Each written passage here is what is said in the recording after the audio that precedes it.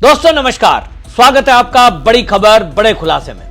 दोस्तों, मोदी जी ने वो कर दिखाया कि जो आज तक इस देश में कोई नहीं कर पाया। ये और कोई नहीं, उमर अब्दुल्ला बोल रहे हैं, जो अभी तक मोदी के विरोध में बोलते थे। उमर अब्दुल्ला कश्मीर के, जम्मू के मुख्यमंत्री, और वो ये बयान दे रहे हैं कि आज तक जो अंग्रेजों ने नहीं किया, जो देश की आजादी के बाद किसी ने नहीं किया, वो मोदी जी ने सपना पूरा कर दिया। कि कश्मीरी लोग चाहते थे कि ट्रेन कश्मीर तक पहुंचे, तो किसी ने भी इस सपने को पूरा नहीं किया। उमर अब्दुल्ला ने बोलते हुए कहा कि जब मैं 7वीं 8वीं क्लास में पढ़ता था, तब से ये सुनते आया था कि कभी ट्रेन कश्मीर में आएगी, लेकिन मोदी ने वो सपना पूरा किया। यानी इतना बड़ा मैं हो गया, मेरे बच्चे कॉलेज जाने लगे, अब जाकर के जब मोदी सत्ता में आए तो ये सपना पूरा हुआ। ये जो उमर अब्दुल्ला का बयान है, ये पूरी कांग्रेस की पार्टी और विपक्षी पार्टियों के मुंह पर पूरा तमाचा है, जो मोदी का दिन रात मजाक बनाते हैं कि वो सुने, वो देखें कि मोदी ने क्या कर दिखाया है। जो अंग्रेज नहीं कर पाए, यानी अंग्रेजों के जमाने के पहले से, यानी देश की आजादी के पहले से अंग्रेजों ने, आप देखिए, पहाड़ों को चीरते हुए जो कालका है वहां से शिमला तक ट्रेन पहुंचाई है, दार्जिलिंग में ट्रेन पहुंची है, लेकिन वो कश्मीर में ट्रेन नहीं पहुंचा पाए। और उसका एक कारण था कि वहां जिस तरह की भौगोलिक परिस्थिति है, जिस तरह से वहां नदियां हैं, जिस तरह से वहां बर्फ जमती है, उसके कारण वहां वो पहुंचने में सफल नहीं हो पाए थे। और इसलिए उन्होंने वो प्लान बनाया और उसको ठंडे बस्ते में डाल दिया। सरकारें आती रही, जाती रही, कांग्रेस जो बड़ी बड़ी बातें करती है, वो जम्मू से कश्मीर को नहीं जोड़ पाई। मोदी ने वो कर दिखाया, और मोदी ने वो कर दिखाया जो अब वर्ल्ड रिकॉर्ड बना है। दुनिया का सबसे ऊंचा पुल, जो ऊंचा पुल है, वो चिनाब नदी में बना है। और ये चिनाब नदी का बना हुआ पुल अपने आप में एक बेहतरीन नमूना है इंजीनियरिंग का। और ये इंजीनियरिंग में भी ऐसा कमाल करके दिखाया है कि ये पुल भूकंप रोधी है। 260 किलोमीटर प्रति घंटे की स्पीड से अगर हवाएं चलेंगी तब भी ये उसको झेलेगा। इस तरह का डिजाइन किया गया है। ये पुल जो है 359 मीटर ऊंचाई पर है। इसका लंबाई 1315 मीटर लंबी है, और ये स्टील आर्च ब्रिज है। अपने आप में दुनिया में ये पहला है। और अभी मोदी जी ने अपने उद्बोधन में भी कहा कि लोग जो है एफिल टावर देखने जाते हैं, ये एफिल टावर से भी ऊंचा है। कटरा श्रीनगर 3 घंटे में अभी तक पहुंचा जाता था। अगर आप सड़क मार्ग से जाएंगे, एक ही मार्ग था। हवाई मार्ग से अगर जाओगे तो हर किसी के बस का नहीं है, तो लोग बसों से और टैक्सियों से जाया करते थे। तो कटरा श्रीनगर पहुंचने के लिए 6 से 8 घंटे लगते थे। मौसम खराब हो जाए, बरसात का दिन हो या बर्फ जमी हो, तो ये 12 घंटे भी हो जाया करता था। लेकिन अब ऑल वेदर ट्रेन, ये जो मोदी जी ने उद्घाटन किया है, कटरा से लेकर श्रीनगर तक, इस ट्रेन की टेक्नोलॉजी है जो अश्विनी वैष्णव का कमाल है। कि ये जो इंजन है और वो जो डिजाइन किए गए बाकायदा स्पेशली ट्रेन की बोगियां हैं, वो ऐसी डिजाइन की गई हैं कि बर्फ पड़ रहा होगा, माइनस टेम्परेचर बाहर होगा, तो अंदर ट्रेन में जो यात्री बैठे होंगे उन तक वो बर्फ का असर नहीं होगा। स्पेशली डिजाइन वो डब्बे हैं जिनके अंदर, जैसे फ्रिज में आपके एक अंदर सेटिंग लगी रहती है डोर में, उस टाइप के वो दरवाजे, और उसी तरह का पूरा बोगी को बनाया गया है कि अगर -10 डिग्री टेम्परेचर भी है तो भी अंदर बैठे यात्रियों को ठंड नहीं लगेगी। बाकायदा वो डिब्बे, इंजन ऐसा डिजाइन किया गया है कि जिस समय बर्फ पड़ेगी, पटरियों पर बर्फ जम जाएगी, तो वो जो इंजन है वो बर्फ जमी हुई को हटाएगा। उसके अंदर स्पेशली कुछ उस तरह के इक्विपमेंट लगाए गए हैं, और इस तरह से ये 12 महीने चलने वाली ट्रेन होगी। अपने आप में ये कश्मीर के लिए बहुत बड़ी राहत है। और उसको उमर अब्दुल्ला ने भी बोला है कि जब बर्फ पड़ जाती थी, सड़क मार्ग बंद हो जाते थे, तो जो बाई एयर मजबूरी है जिनकी जाने आने की, वो टिकटें जो है 4 गुना कीमत कर दिया करते थे एयरलाइंस वाले। अब ये जो ट्रेन चलेगी, इसमें तो टिकट बढ़ना नहीं है, सभी सीजन में एक जैसा टिकट रहेगा। यानी एक बहुत बड़ी राहत कश्मीर के लोगों को ये अब मोदी सरकार ने दी है। मोदी जी ने भाषण दिया, और मोदी जी के भाषण में क्या हुआ, ये पहले आप सुनिए उमर अब्दुल्ला ने क्या कहा। वज़ीर आज़म साहब, इस रेल के ख्वाब बहुत लोगों ने देखे, यहां तक कि कश्मीर को बाकी मुल्क के साथ जोड़ने का ख्वाब अंग्रेजों ने भी देखा था, लेकिन वो पूरा कर नहीं पाए। उनका ख्वाब था कि उड़ी झेलम के किनारे जो है वो रेल लाके कश्मीर को बाकी मुल्क के साथ जोड़ें। लेकिन आज जो अंग्रेज पूरा नहीं कर पाए वो आपके हाथों पूरा हुआ और जम्मू कश्मीर, कश्मीर की वादी को बाकी मुल्क के साथ जोड़ दिया गया।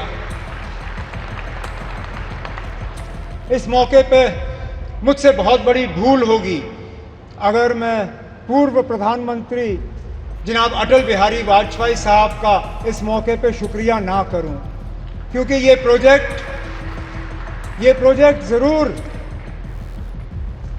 1983-84 में इसका संगे बुनियाद रखा गया। और मैंने पिछले दिनों मीडिया को हंसते हुए कहा कि जब ये प्रोजेक्ट शुरू हुआ मैं 8वीं क्लास का बच्चा था। आज मेरी उम्र 55 हो गई है, मेरे बच्चे भी कॉलेज पार कर गए हैं। अब जाके ये प्रोजेक्ट मुकम्मल हुआ और ये तब हुआ जबकि वाजपेयी साहब ने इसको प्रोजेक्ट ऑफ नेशनल इम्पोर्टेंस का दर्जा देके इसमें बजट में जो है प्रावधान करके ये प्रोजेक्ट आज मुकम्मल हुआ। इस प्रोजेक्ट से जम्मू कश्मीर को भरपूर फायदा होगा, लोगों का आना जाना रहेगा, टूरिज्म से इसको फायदा होगा, यहाँ के रहने वालों को फायदा होगा। जैसे मैं आपको अभी कह रहा था, यहाँ बारिश पड़ते ही जब हाईवे बंद हो जाता है तो जहाज वाले हमें लूटना शुरू कर जाते हैं। जो 5,000 की टिकट होती है वो अचानक घंटों के अंदर 20,000 की टिकट हो जाती है। इस रेल के बनने से कम उन जहाज वालों की जो लूट रहती है टिकटों की वो कम हो जाएगी और हमारा आना जाना आसान रहेगा। इसी तरह हमारा मेवा, हमारा फ्रूट, कश्मीर के सेब, कश्मीर के चेरी, कश्मीर के और सारी चीज़ें जो हैं, मैं उम्मीद करता हूं कि अब रेल के ज़रिए मुल्क के बाकी मार्केटों में इनको पहुंचाने का काम होगा और दुनिया भर की मार्केटों में जो है वो हम पहुंचा पाएंगे। वज़ीर आज़म साहब, आज आपके शुभ हाथों से ये एक और इंफ्रास्ट्रक्चर प्रोजेक्ट जम्मू कश्मीर का जो है मुकम्मल हुआ है। इसी तरह के कई और प्रोजेक्ट्स जो हैं वो तेज़ी से आगे बढ़ रहे हैं। तो सुना आपने उमर अब्दुल्ला के इस बयान से, इस भाषण से विपक्षी पार्टियों की नींद उड़ने वाली है। कांग्रेसियों को तो ये सबको पूछना चाहिए कि भाई आप तो कहते हो हमारे राजीव गांधी थे, कंप्यूटर लाए, हमने ये किया, हमने देश का विकास किया। उमर अब्दुल्ला तो कह रहे हैं कि जब मैं 5वीं 6वीं में था तब से सपना देख रहे थे, आप ट्रेन नहीं पहुंचा पाए, आप वहां सड़क मार्ग को नहीं जोड़ पाए, अटल टनल अब पूरा हुई है। तो आपने आखिरकार किया क्या है? केवल आपने लोगों को सपने दिखाए। मोदी ने उन सपनों को पूरा किया है। इस पर मोदी जी ने वहां जम्मू से जो लोग आए हुए थे हजारों की संख्या में, उनके बीच से ऑपरेशन सिंदूर को याद दिलाया।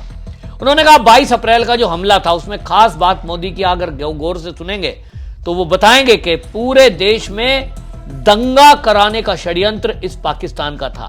मैं पहले कई वीडियो में बोल चुका हूं, पाकिस्तान सोच रहा था कि ये जो 22 अप्रैल का पहलगाम हमला हुआ है, हिंदुओं को नाम पूछ कर मारा गया, इसके बाद सेनाएं पीओके में हमला करेगी और वहां जो है आतंकवादियों पे हमला होगा।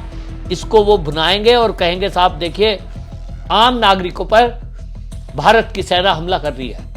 इसी बहाने से ये उसको धार्मिक आधार देंगे और भारत के अंदर दंगे कराएंगे।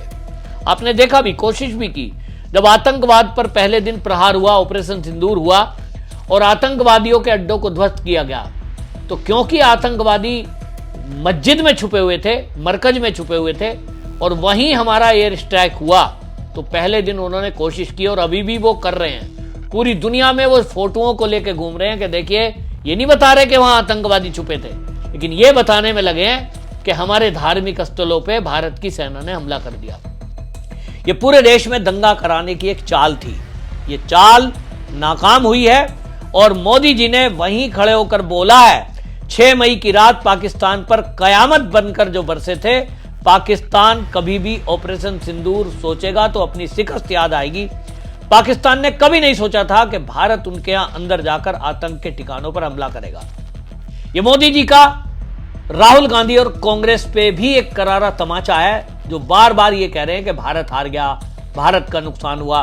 मोदी जी ने यह भी बता दिया कि यह शिकस्त है पाकिस्तान की, जिसको आप अपनी हार दिखा रहे हैं, ये बिल्कुल आप भारत के सैनिकों का अपमान कर रहे हैं। तो कुल मिलाकर के ये जो उद्घाटन हुआ है, और आपको ये भी बताऊं कि एक और रिकॉर्ड मोदी जी ने बनाया कि कश्मीर के अंदर पहला देश का प्रधानमंत्री है जिसने तिरंगा लहराया।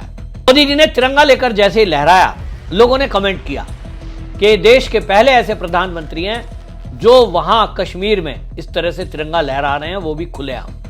तो कुल मिलाकर के पाकिस्तान को कड़ी नसीहत देते हुए, कश्मीर के लोगों को ये बताते हुए कि विकास तो मोदी ही करेगा। पूरे देश की विपक्षी पार्टियों को भी तमाचा है कि उमर अब्दुल्ला खुद बोल रहे हैं कि जो कोई नहीं कर पाया वो मोदी ने कर दिखाया है। ये बताता है कि मोदी जी दुश्मन के लिए कड़े से कड़े फैसले लेने वाले हैं, वहीं विकास के लिए इनको विकास पुरुष कहा जाए तो दो राय नहीं होगी। आपकी इस पर क्या राय है, कमेंट में जरूर लिखिए।